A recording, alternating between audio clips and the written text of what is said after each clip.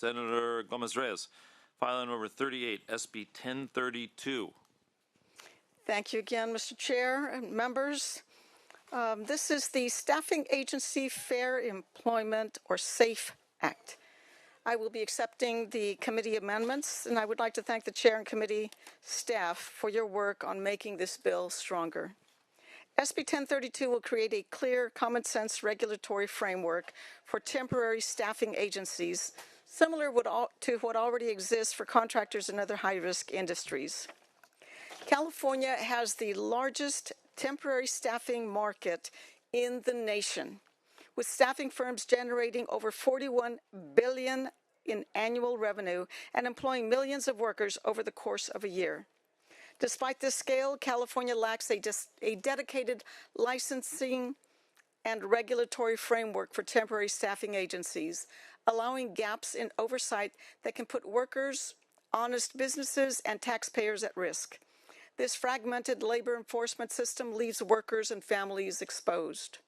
This bill addresses this issue by establishing clear oversight, real accountability, and required registration, so staffing agencies are complying with the law before harm can occur. The SAFE Act would align temporary staffing agencies with the existing regulatory approach in other industries to protect workers and promote compliance. Here to testify in support are Alberto Torrico on behalf of UFCW Western States Council and Jennifer Snyder of Council for POWER, the Partnership Organization for Workplace Ethics and Reform. All right, Assemblymember Torrico. Thank you, Mr. Chairman. Good evening. I'm here testifying on behalf of the proud co-sponsors, United Food and Commercial Workers, Western States Council. I want to focus my comments on the private right of action in the bill. It's a limited private right of action that only licensed operators can use for the limited purpose of seeking an injunction against unlicensed operators. We took this language from AB 1171, authored by Assemblymember Rubio in 2023. We brought that same language to this bill. We have had no reports of abuses in the system, or as you and I talked about, Mr. Chairman, no cottage industry has emerged as a result of the bill. However, in order to address concerns raised by the committee, the author has accepted a further amendment removing the ability of attorneys to collect reasonable attorney's fees if they prevailed in seeking the injunction. So we think with those protections, any concerns about private right of actions gone amok I think are sufficiently addressed. And it also allows for licensed operators to pursue a remedy against unlicensed operators that are undercutting the marketplace. With those comments, I respectfully request an aye vote. Thank you. All right, thank you. Others in support? Good evening, Mr. Chair, members of the committee. Mine is an enforcement point of view. I come to you after 33 years of working for the Los Angeles County District Attorney's Office, predominantly focusing on fraud and public integrity types of crimes. As a trial attorney, as a supervisor. Your name is? Jennifer Lentz Snyder. Okay, thank you. As somebody who's worked in this field, I can tell you that I've been deeply involved in the investigation and review of thousands and thousands of fraud matters. And what's critical to point out is it's impossible to launch an investigation and to successfully enforce a law if you don't know who the bad actor is. And identity is a critical factor that is very often lost when you have businesses that hide between multiple identities. There was a recent broadcast on CBS, on 60 Minutes both, and also on the CBS Sunday morning show. And it had to do with trucking companies that change their identities so that they avoid detection for the violations that are occurring. The same thing has been happening in the staffing industry for at least 10 years. I specifically recall a case that we were looking at in 2015. And as this industry grows, as the number of people impacted by temporary staffing grows, 2 million estimated currently in California, it's imperative that baseline requirements be established so we know who the business is, so they cannot hide behind this mask of changing identities. We need to know that these are secure businesses that are operating from baseline requirements that, frankly, most of the compliance staffing agencies already meet. But unless and until licensing and baseline requirements are established, the 2 million workers in California and the legitimate businesses are at grave risk because fraud invariably infiltrates vulnerable populations. And when you have a structure of employment that involves co-employment, that is layered, the people in that environment are at risk. And so I ask you to support the bill and to issue an aye vote in order to protect the workers, in order to protect the compliant businesses, and the integrity. Thank you. All right. Others in support of SB 1032, please approach the microphone. Hello, Mr. Chair and members of the committee. Yvonne Fernandez with the California Federation of Labor Unions in support. Thank you. Others in support. Good evening, Mr. Chair. George Osborne for the Union of American Physicians and Dentists in support. Thank you. Others in support, please approach. Seeing no one else approaching, let's turn to the opposition. If you're opposed to SB 1032, please approach. Chair and members of the committee, thank you for the opportunity to speak. I am Liliana Bernal. I am a small business owner based here in Sacramento. I have been in the staffing industry for over 30 years and 6 years ago started my own business. In that 6 years, we have helped more than 2,000 people find meaningful employment. Staffing agencies like mine play an important role in the California economy. We connect job seekers to employers, help businesses stay operational, and create a fast, compliant pathway into the workforce. I am here in opposition to SB 1032, specifically the private right of action. I want to be clear. We agree that there is fraud in our industry and it harms all of us, including companies like mine that work hard every day to follow the law and operate ethically. Bad actors should be held accountable, but this bill as written does not just target bad actors. It also creates new risk and new barriers for responsible businesses that are creating jobs and doing business the right way. The private right of action should be deleted.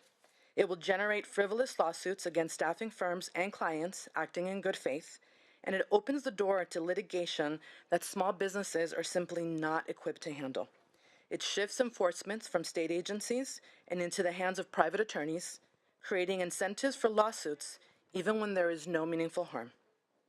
This bill creates new barriers to entry for responsible businesses trying to do the right thing.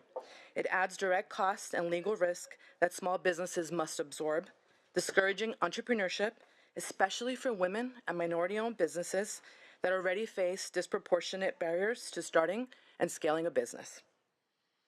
We should not be making it harder for ethical businesses to create jobs in California. If a law like this had been in place 6 years ago when I started my business, I would not have been able to do it. Rather than creating new regulations, resources should be directed toward enforcing the laws already on the books. All righty. Thank you. We want to be part of the solution, and we ask to work with the author to ensure enforcement targets fraud and abuse without hurting those of us. And you urge a no vote? A no vote, yes, thank you. Got it. Okay.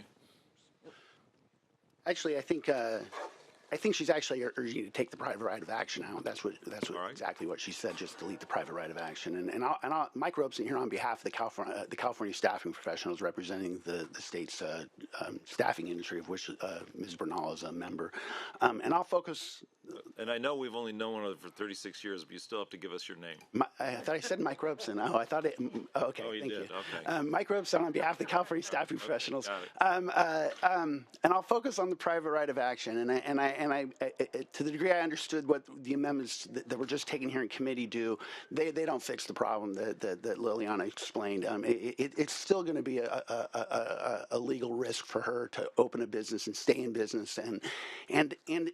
And I understand. I think I understand the intention behind the amendments is that if you take some financial incentive out of private attorneys for there won't be a private right of action. What's the incentive? Well, then that's by that same logic. Why even have it? Just take it out then. If you don't intend for them to use it, then it shouldn't even be in there. As the author said, it's modeled on 5 registration laws in the state of California, none of which have a private right of action. This one shouldn't either. If you're going to model on existing law, then model on existing law. They don't have a private right of action. If you keep it in there, even without the attorney incentive, the incentive isn't between the attorneys. It's weaponizing it so that incumbent staffing companies can keep their thumb from, small entrepreneurs starting a business. How do you start a staffing company and register if you can't actually run the business for a while and make some money, get registered and so on? But if you're always constantly threatened with the potential of a lawsuit, you're never going to be able to open.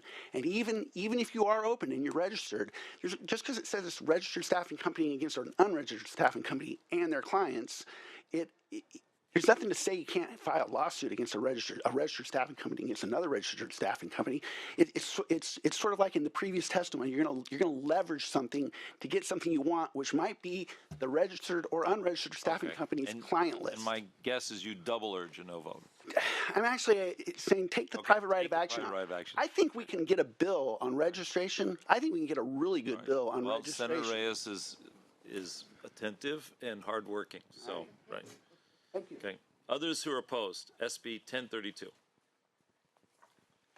Thank you, Mr. Chairman. Gary Cooper, representing the National Association of Locum Tenens Organizations. And I know that Senator Weber Pearson knows what locum tenens certainly is. And we are working with Senator Reyes to try to come up with a solution. We don't believe that the locum tenens organizations really fall into that classification, and she is working with us to try to fix that. So right now we're opposed unless amended, but thank you, Senator Reyes, for your accommodation.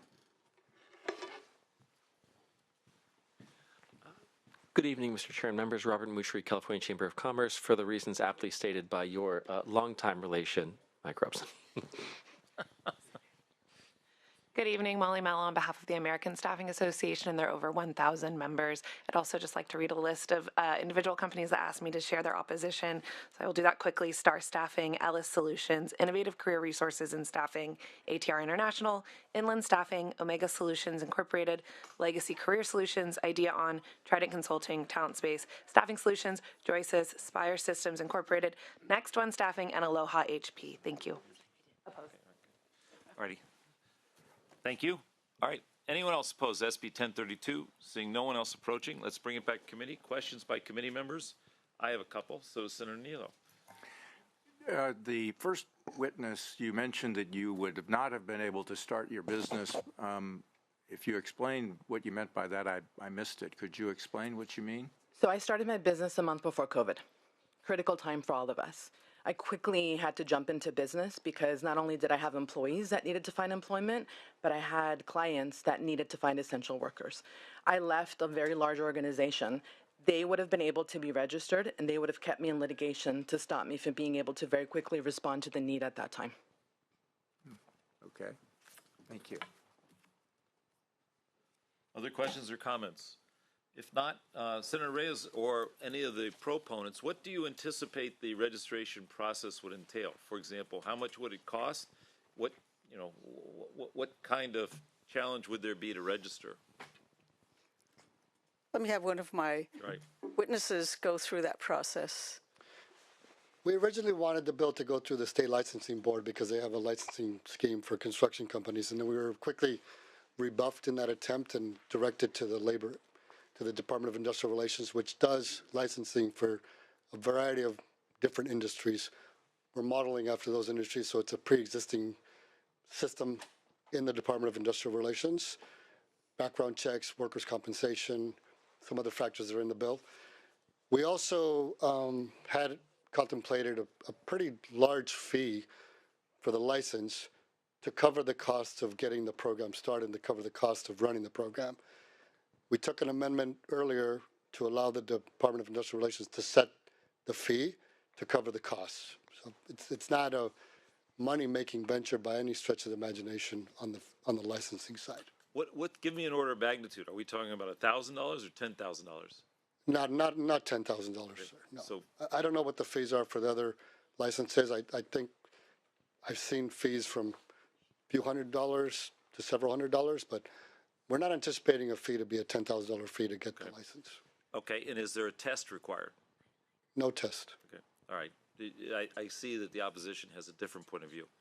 No, I was just going to let you know the highest fee of the existing registration laws. The highest fee is $600 for the farm labor contractors. So. Okay, well, thank you very much. $600. Got it. All right. And in terms of enforcement, what do you envision? You don't like the private right of action, absent attorney's fees, only for injunctive purposes. What do you envision as the appropriate enforcement mechanism? For registration? For the, Or- I mean, right, I to mean, register to or register. fail. I mean, in the other body of law, DIR enforces registration, and obviously it works because they're all registered and everybody's doing business. So, like I said, I think we can find a path forward on registration, but the private right of action is just a no-go. So, and you're going to move this bill. Just move it without the private right of action. Okay, got it. Okay. Is there a motion? Senator Weber Pearson, did you move the bill? I'll move the bill if you'd like. Oh, I'm sorry. Was that Senator Ashby that moved? Senator Ashby moved the bill. All right.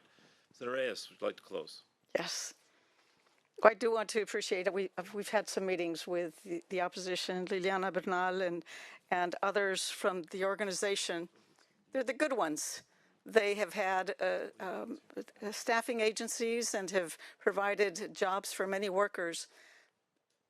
We know there are many staffing agencies that are not the good workers. They're not the good ones, and there's fraud that's committed, and the fraud usually affects our workers more than anybody else. And we've got to find a way to register them, make sure they have workers' comp insurance to cover their employees when they are injured, and make sure that they are following the law. And with that, I respectfully ask for your aye vote. Artie, thank you very much. Committee Assistant Porter, please call the roll. This is file item number 38, SB 1032. The motion is due pass as amended to Senate Appropriations. Umberg? Aye. Umberg, aye. Nilo? No. Nilo, no. Allen? Ashby? Aye. Ashby, aye. Caballero? Durazo? Aye. Durazo, aye. Laird? Reyes? Aye. Reyes, aye. Stern? Valadares? Wahab? Weber Pearson? Aye. Weber Pearson, aye. Wiener? 5-1. 5-1. All right, we'll put that on call. Let's see.